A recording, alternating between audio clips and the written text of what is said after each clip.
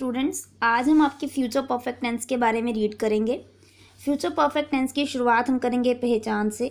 पहले तो हम देखेंगे इसकी पहचान क्या होती है। जैसे कि हमने प्रेजेंट परफेक्ट में पढ़ा था चुका है, चुकी है, चुके हैं। उसके बाद था चुका था, चुकी थी, चुके थे, लिया था, दिया था पास्ट परफेक्ट में। इसी तरह फ्यूचर परफेक्ट में क्या होगा? चुका होगा, चुकी होगी, चुके होंगे, लिया होगा, आया होगा,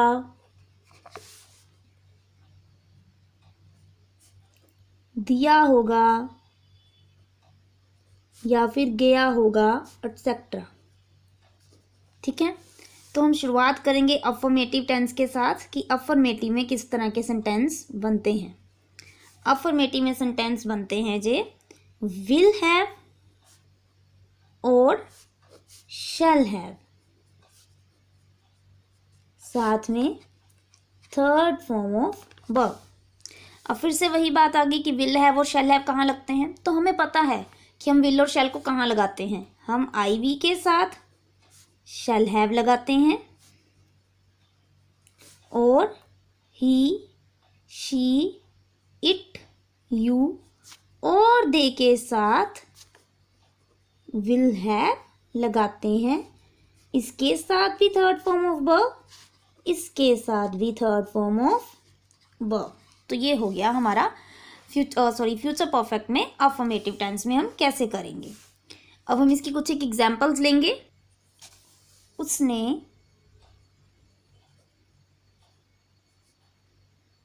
अपना काम 4 बजे तक समाप्त कर लिया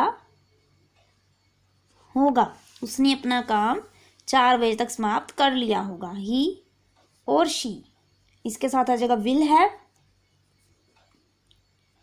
समाप्त करना कंप्लीट, ही और she will have completed her. यहाँ पे काम है, हम वर्क भी लिख सकते हैं, हम कोर्स भी लिख सकते हैं, टास्क भी लिख सकते हैं। ही और she will have completed her work till 4 o'clock। यहाँ हम टिल के साथ साथ बाय भी लगा सकते हैं। हम इनमें से कोई भी एक लगा सकते हैं। ही और she will have completed her work by 4 o'clock और टिल 4 o'clock। एक और एग्जांपल ले लेते हैं हम यहाँ पर। पिताजी घर पहुंच चुके होंगे। फादर, द फादर भी आ सकता है। द फादर और father will have reached the home. will have reached the home। the father will have reached the home। हम दा लगा भी सकते हैं और नहीं भी लगा सकते। अब नेगेटिव में बात करते हैं। नेगेटिव में हम इस टेंस को कैसे सोल्व करेंगे। पहले हम इसको रिवाइज करते हैं दोबारा से कि हम यहाँ पे लगाते हैं विल हैव, शैल हैव, साथ में वर्ब की थर्ड फॉर्म। तो हमें पता है कि आई भी जाएगा शैल हैव के साथ, बाकी के सारे जाएंगे विल हैव के साथ और साथ में वर्ब की थर्ड फॉर्म आती रहेगी। अब हमें इसकी कैसे करना है कि इसे हमें देखना है कि विल हैव और शैल हैव, इसके साथ हम देखेंगे नोट लगेगा, साथ में वर्ब की थर्ड फॉर्म आएगी। लेकिन वो कहाँ पे लगेगा नोट? वो लगेगा in between, will not have and shall not have. Will not have and shall not have, साथ में वर्ब की थर्ड फॉर्म। हमारा ये साथ साथ में रूल चलता रहेगा कि शैल लगेगा आई वी के साथ और विल लगेगा ही, शी, इट, यू और दे के साथ।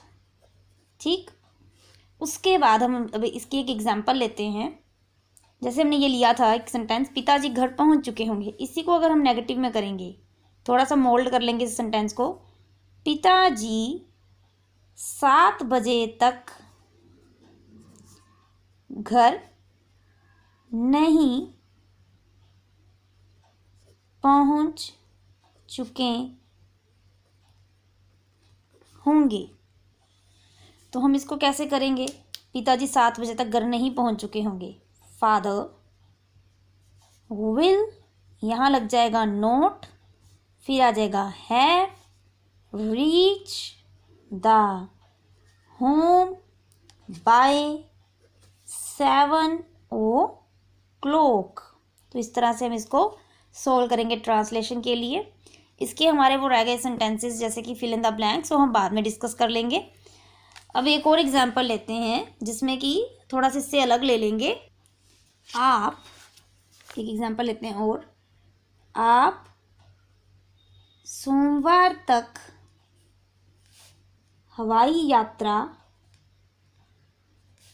नहीं कर चुके होंगे। आप सोमवार तक हवाई यात्रा नहीं कर चुके होंगे। तो हम इस सेंटेंस को कैसे बनाएंगे?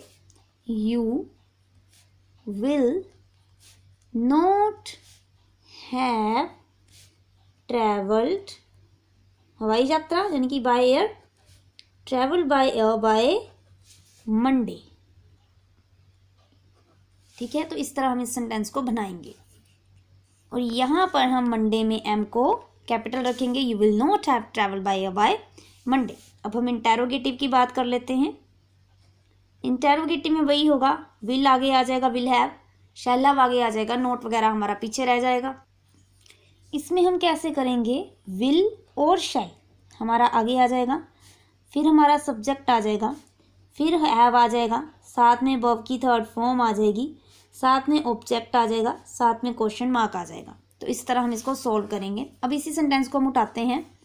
सेंटेंस था आप सोमवार तक हवाई यात्रा नहीं कर चुके होंगे। हम इसको कर देते हैं, क्या आप सोमवार तक हवाई यात्रा कर चुके होंगे। तो ये कैसे बन जाएगा? पहले यू लग जाएगा, आप है यू, यू के साथ क्या लगेगा? Will you have travelled by air by Monday. एक और ले लेते हैं, क्या मैं शाम 6 बजे तक काम कर चुकी होंगी या होंगी। ठीक है, तो कैसे आ जाएगा? आई के साथ क्या लगेगा? Shall I have completed the work by 6 o'clock in the evening. और साथ में क्या लग जाएगा? Question mark. अब हम इसके fill in the blank study कर लेते हैं, इकट्ठे कर लेंगे सारे के सारे fill in the blanks. First 2 sentences हम कर लेंगे इसके अफर्मेटिव के, नेक्स्ट 2 कर लेंगे हम लोग नेगेटिव के, और नेक्स्ट 2 हम लोग कर लेंगे इंटेरोगेटिव के। तो स्टार्ट करते हैं। इसमें एक एग्जांपल लेते हैं जैसे कि द गार्डनर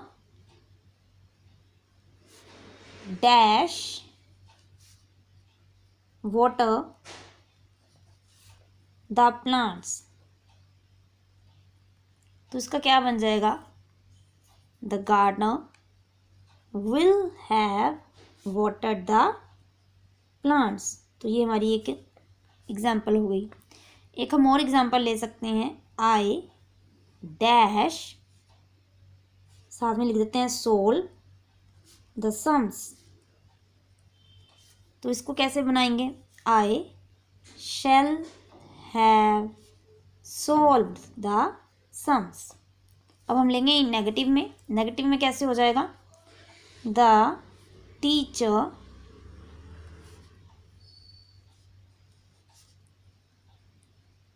कवर, और कंप्लीट कर लेते हैं, यहाँ पे कंप्लीट कर लेते हैं, कंप्लीट द सिलेबस। इसका क्या आ जाएगा? The teacher will not have completed the syllabus. एक और एग्जांपल लेते हैं जिसमें हम फिर से नोट यूज़ करेंगे। हम एग्जाम्पल इस तरह से ले सकते हैं जैसे कि वी विन द मैच, और हमें एग्जाम्पल में दिया गया है ब्रैकेट में कि आपको इसको फ्यूचर परफेक्ट टेंस के साथ फिल करना है नेगेटिव फॉर्म में। We shall not have won the match. अब आ जाएगा इंटेरोगेटिव में,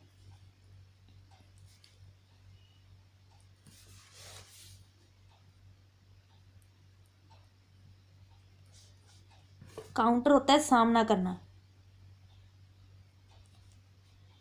इसको फिल करेंगे हम लोग फ्यूचर परफेक्ट टेंस के साथ। तो हम कैसे करेंगे, वी के साथ लगता है shall we have counted, counter है ना, काउंटर्ड दी अटैक, कि हमने क्या उनका सामना किया। एक और ले लेते हैं एग्जाम्पल,